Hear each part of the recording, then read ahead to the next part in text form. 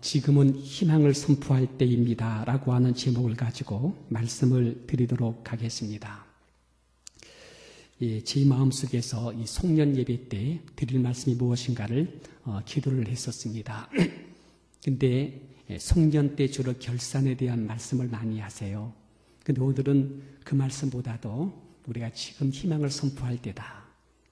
우리의 송년은 2013년은 여기서 마무리됩니다마는 2014년도 계속 살 것이고, 진짜 우리의 송년은 인생의 마지막 날이 있어요. 그때 우리가 송년 예배를 드리며 결산할 때인데, 그날이 이날이 될 때까지 지금은 우리가 희망을 선포할 때다라는 말씀을 가지고 여러분 증거하고자 합니다.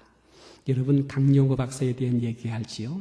그분이 마지막 유고전으로서 돌아가시 전에 했던 것이 내 눈에는 희망만 보입니다 라고 하는 책을 만들었습니다. 어느 날 찾아온 실명입니다. 중학교 3학년 때인가요? 이 어린 청소년 시기에 갑자기 서 있는데 축구공이 날아와서 이 눈을 갖다가 파괴시킨 거예요. 망막이 깨져버린 거예요. 실망했습니다. 삶의 존재 자체가 무너지는 충격이었습니다. 근데 여러분, 어머니가 그 충격을 받고 그 해에 뇌졸중으로 돌아갑니다. 누나는 가정이 돼서 학업을 포기하고 평화시장, 봉제공장에서 취직하여 반년없이 2년을 일하다가 영양실조로다가 쓰러져서 죽게 됩니다. 그 누나가 죽던 날 실명당한 어린 학생 이강요구가 어린 두 동생을 끌어안고 울고 또 울었답니다. 그 실명당한 장애에 대한 편견이 멸시와 천대가 병신이란 소리를 들으며 귀에 못이 박히도록 들었습니다. 그가 가는 아침길에 재수없다고 소금 뿌리는 일이 허다했답니다. 근데 그분이 고백하기를, 그래도 내 눈에는 희망만 보였다. 내 눈에는 희망만 보였다. 여러분, 예수님의 영이 있는 사람, 하나님의 사람들 속에서는 아무리 어두워도 빛을 향하여 가게 돼 있습니다. 이것이 속성이에요. 이것이 성향이에요. 아무리 절망이라도 희망이 그들 속에서 살아나온다는 것이에요. 이것이 예수의 사람들, 예수 그리스도의 생명이 있는 사람들, 영에 속한 사람들에게 나타나는 현상이다 라고 말씀을 드릴 수 있습니다. 그분이 말합니다. 실명을 통해서 하나님은 제게 상상할 수 없는 일을 해내게 했다. 차라리 두 눈을 잃었기에 더 큰 것을 보게 했고, 차라리 두 눈을 내가 상실했기에 더 많은 것을 얻게 해 주었다. 결론은 이 장애는 고통이 아니라 하나님의 축복이었다 말씀하고 있는 것입니다. 여러분, 불평만 할 것이 없어요. 탓할 게 아무것도 없어요. 우리 지금 당하는 이런 아픔과 어려움과 시련이 하나님 이걸 통해서 나를 깨뜨리게 만드시고 더 맑은 영을 가지고 희망을 향하여 가게 하시는 하나님의 놀라운 축복의 도구로 드러나게 만들 수 있는 성도님 되시기를 주님 이름으로 축원드립니다. 어느 해군의 군함입니다. 쓰나미에 의해서 배가 그대로 정복당했습니다. 뒤집힌 거예요. 배가 가라앉은 것입니다. 배 안에 해군이 이미 많이 죽었습니다. 근데 배 안에 갇힌 사람들, 배 밖으로 나오지 못하고 그 전복된 배 안에서 고통을 받으면서 이제 뭡니까? 공간을 향하여 찾아 올라오기 시작한 겁니다. 거꾸로 배 밑창까지 올라온 것이 된 거예요. 물이 차오릅니다. 공기는 없어집니다. 그리고 점점 질식하는 상황 속에 이제 배가 가라앉을 것입니다. 그들이 배 밑창에 와서 겨우 숨을 쉬면서 거기서 퉁퉁퉁하고 배의 창을 갖다가 두드렸습니다. 이때쯤 구조대가 왔어요. 배가 거꾸로 틀어져 있는 이 모습을 그들이 보게 된 겁니다. 이제 이 배가 곧 가라앉을 그런 찰나에 왔습니다. 근데 배 안에서 쿵쿵쿵 거리는 소리가 들린 거예요. 쿵쿵쿵 하는 소리를 들어보니까는 해군들이니까 모르스보를 친 거예요. 또로또또또로또또 하는 이 모르스보를 갖다가 쳤는데, 그 모르스보의 그 내용이 뭐냐면, 우리에게 희망이 있습니까? 우리에게 아직 희망이 있습니까? 지금 저희들에게 희망이 있습니까? 하는 타전을 보내게 된 것이었습니다. 여러분, 인간이 음식 없으면 40일을 견딘대요. 근데 여러분, 물 안 먹으면 3일을 못 견딘다는 말, 여러분, 그거 맞는 말입니까? 제가 들었는데 3일을 물 안 먹으면 죽는다는 얘기를 하네요. 음식은 40일 안 먹어도 물 먹으면 되는데, 물은 3일 끊기게 되면 못 견딘다. 근데 공기는 6분을 못 견딘다고 말합니다. 공기 없이 6분을 못 견딘다. 근데 여러분, 희망이 없으면 몇 초를 못 견딘대요. 희망이 없으면 몇 초를 못 견딘다라는 말합니다. 다시 말하면 희망이 없으면은 살아있지만은 죽은 자가 된다는 거예요. 존재의 가치가 없어진다는 거예요. 이 하버드대 의과 교수의 버나드 로운 박사님이 말하기를 의사의 직책은 생명에 대한 최후에 긍정하는 것이다. 생명에 대한 최후에 긍정하는 것이다. 오직 하나, 희망을 선포하고 의술을 시작하는 것이 의술의 지상 명령이다. 어떤 병이든지, 불치의 병이든지, 어떤 전염병이든지, 최악의 상황 속에서 교통사고하는 그런 사람이든지 간에, 어떤 환자든 간에 희망의 태도를 견지하는 것, 이것이 의술인의 사명이다 말씀했어요. 비관은 생명의 질을 격화시키며 절망은 곧 죽음이라고 했습니다. 희망의 신학자 볼트만이 말하기를 오늘 인류의 가장 비참한 것은 절망이래요. 우리 크리스찬들의 가장 무서운 죄는 절망이래요.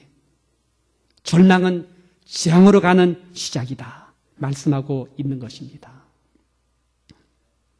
여러분, 심리학자 프랑크 박사라는 분 아시죠? 유대인 심리학자인데 이분이 그 나치 독일 수용소에서 살아남은 사람 중에 한 사람이었어요.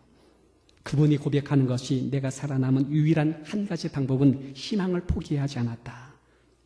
수용소에서 많은 이웃 사람들, 유대인들을 봤을 때 그들은 현실의 두려움과 고통 속에서 죽었다는 거예요. 살아있지만 죽었다는 거예요. 절망, 미래에 대한 절망, 미래에 대한 포기. 내가 차라리 죽겠다. 죽는 게 낫다. 하는 그 현실적인 절망이 그들에게 죽음을 불러들였다. 이 얘기를 하는 것입니다. 이 프랑크 박사는요, 희망을 갖고 싸웠대요. 여러분, 이 말은 너무나도 유명한 그런 사례가 됩니다. 흙속에 묻혀있는 깨진 유리 조각을 몰래 갖고 와서 하루에 몇 번씩 면도를 합니다. 면도가 됩니까? 그래도 여러분이 수염을 갖다 막 꺾어내는 거예요. 많이 상처가 나죠. 이 상처난 가서 어울리는 볼을 비비해요. 그럼 볼이 불구스러워지는 거예요. 그 피로 얼굴을 불그럽게 해서 생기는 모습을 만듭니다. 그리고 외칩니다. 나는 희망이 있다. 내가 희망을 포기하지 않는다. 반드시 미래의 좋은 날을 본다.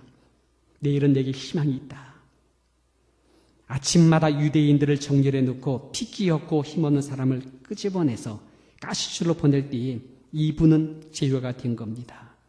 그렇게 해서 살아나오게 된 겁니다. 그리고 세계적으로 유명한 심리학자로 그가 드러나게 된 것입니다. 여러분, 얼마 전에 만델라가 작고했지요. 그분 27년 동안에 악명동 루벤 섬에서 살아나왔던 것 중에 유일한 하나가 뭔지 아십니까? 희망을 포기하지 않았다.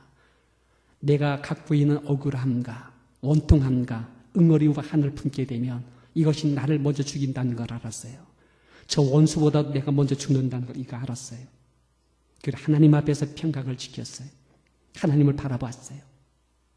그리고 하나님을 바라본 순간 하나님 내게 주시는 감사가 있어. 오히려 감사했대. 하나님 내게 준 희망을 봤대요.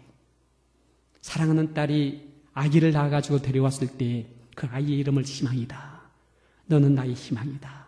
희망이라고 이름을 선언해 주었대요. 그 희망을 놓치지 않았답니다.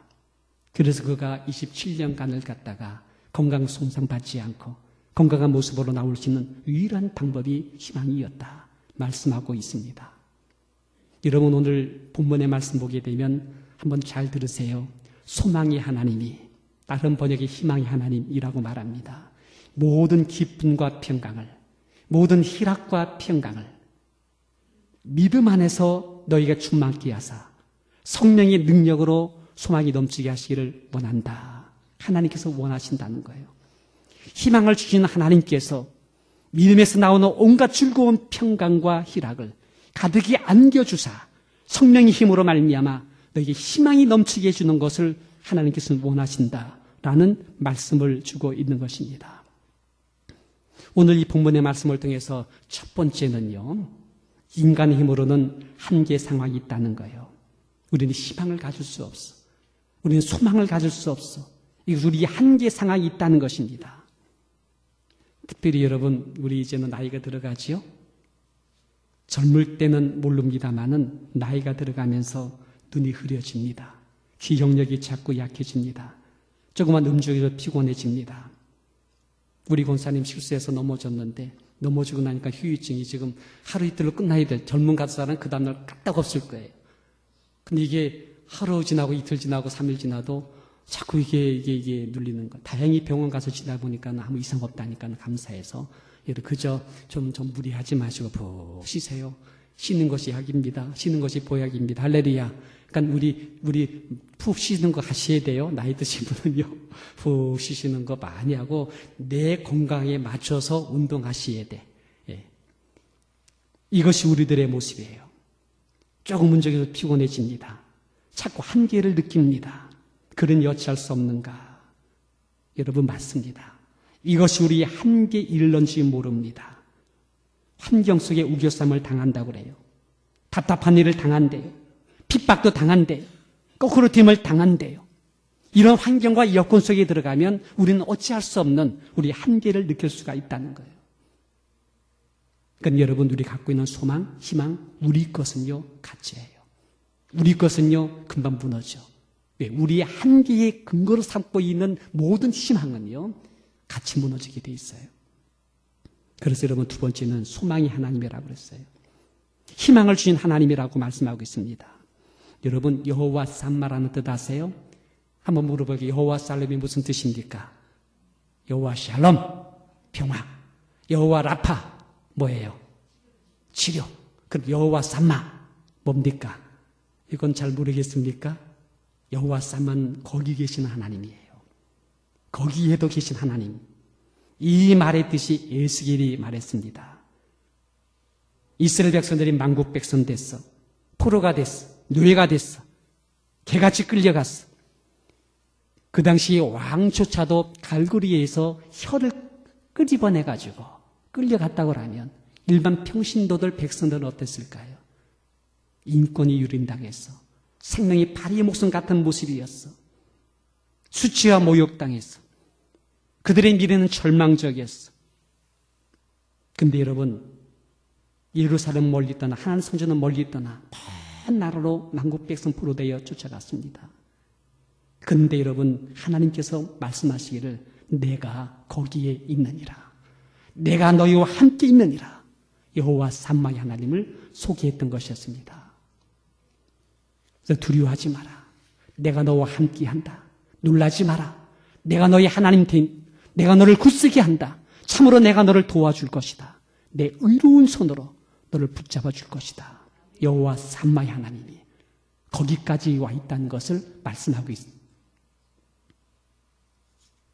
전에 IMF 때에 자그마한 자영업을 했던 분이 믿었대요. 다 나를 떠나고 다 나를 이렇게 버리고 떠날지라도 당신 하나만 나와 함께 있을 줄 믿었대요.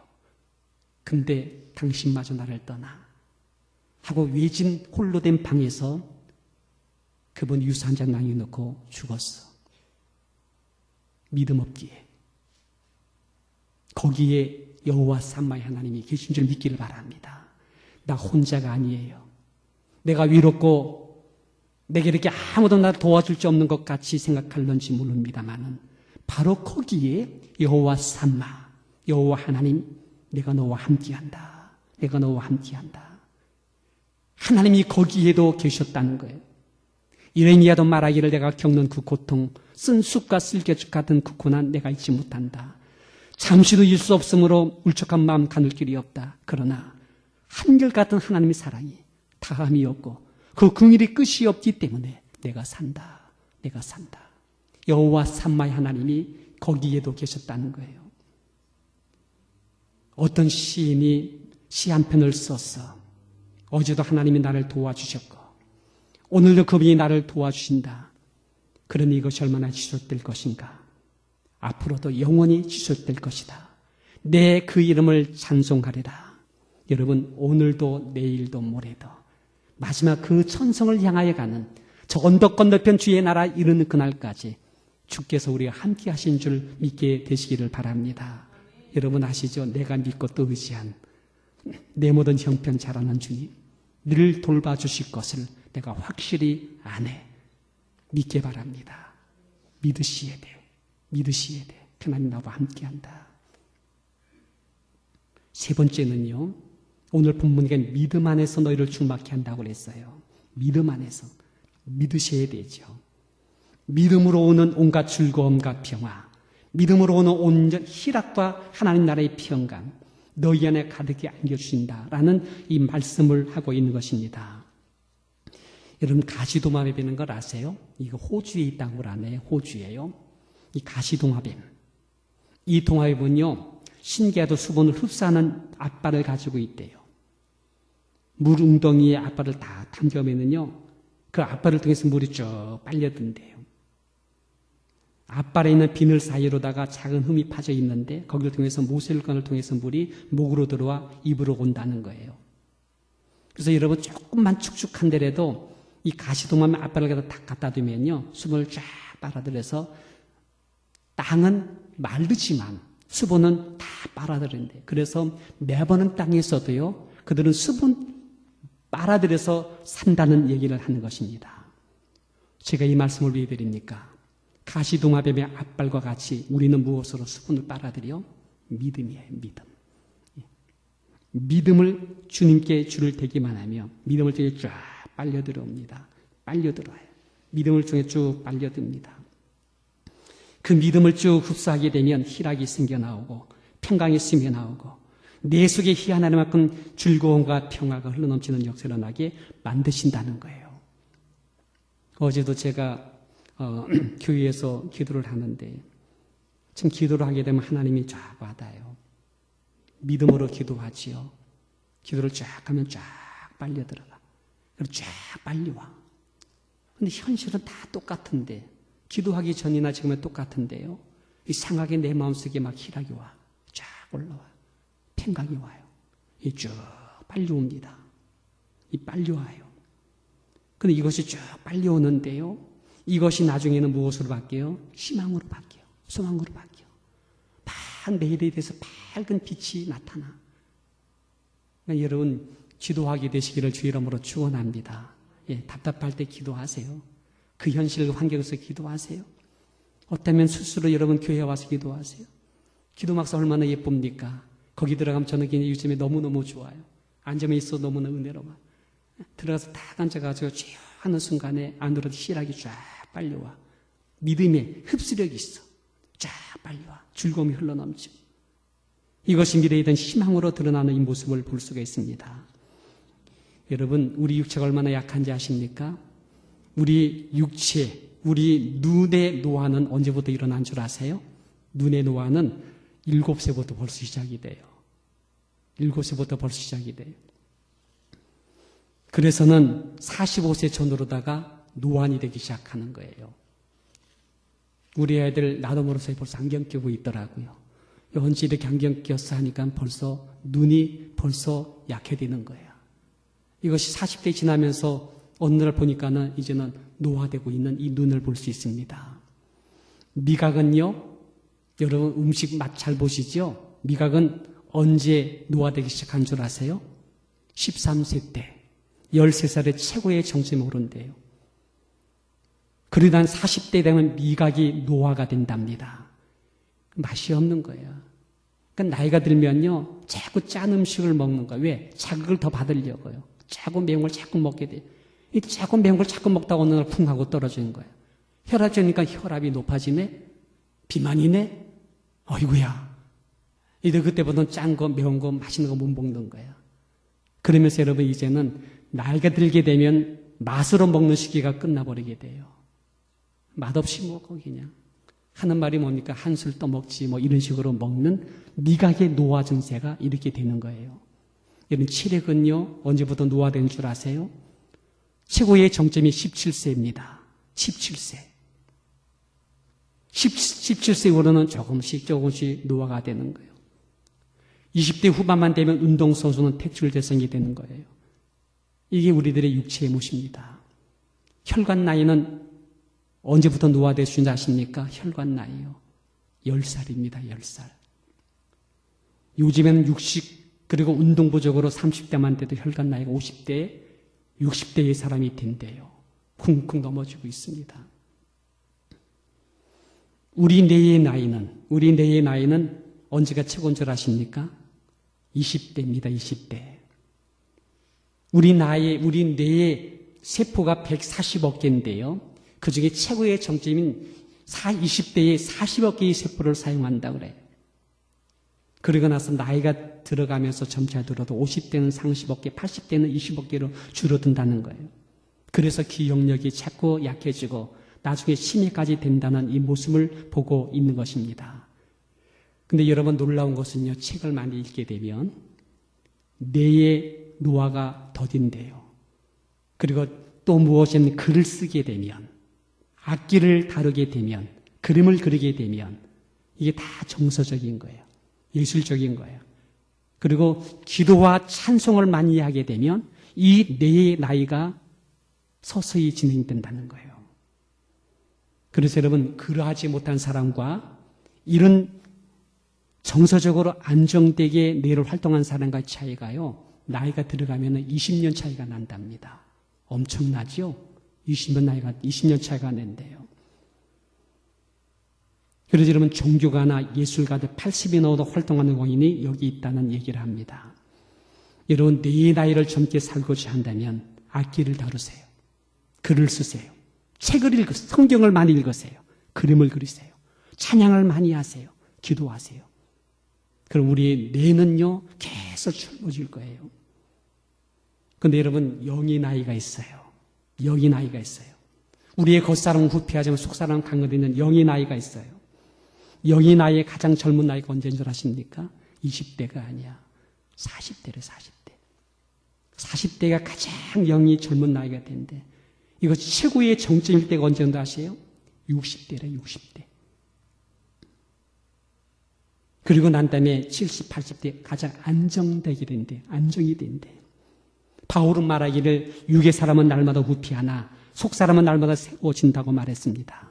모세는 40세에 호렙산에 부름을 받았어. 아브라함은 75세에 가나안 땅으로 들어와 믿음의 조상으로 출발됐어. 갈렙은 85세 때 헤브론 산지를 바라보며 내가 얻겠다. 내가 도전하겠다. 그때는 지금보다 오히려 지금이 더 출입이 강하다고 말씀한 그의 모습이었습니다. 다니엘은 60이 넘어 제국의 제사장이 되었어. 왕의 현자가 되었어. 미래의 역사를 계시받는 다니엘서를 갖다는 그릇도 받아서 기록했던 사람이 다니엘이었습니다. 여러분, 이제 한 해가 지나가고 있습니다. 성경은 소망의 하나님이라고 그랬어요. 믿음으로 말미암아 기쁨과 평강이 있다고 그랬어요. 성령의 능력으로 희망이 살아난다고 말했습니다. 지금은 희망을 선포할 때예요. 희망을 말할 때예요. 우리가 하나님 나라의 미래를 향하여 우리가 희망을 선포할 때다. 말씀을 드릴 수 있습니다. 성경은요, 미래에 대한 약속으로 가득 차 있어요. 하나님 말씀은 내일에는 희망으로 가득 차 있어요. 할 일이 많이 있고 선한 싸움을 싸워야 될 터전이 미래에 있어. 정복할 땅이 많이 있습니다. 일어나야 돼. 빛을 발해야 돼. 내일을 향하여 우리가 일어나서 선포해야 돼. 아직 부르심이 폈대 가야 될 길 있다는 사실을 믿게 되시기를 주님 이름으로 축원합니다. 오늘 송년주일입니다. 미래의 진짜 송년의 날, 미래의 진짜 나 인생의 마지막 그날을 위해서 오늘 희망을 선포하고 새로운 새해를 향하여 달려가는 오늘 이 날이 되시기를 주님 이름으로 축원드립니다. 기도하겠습니다.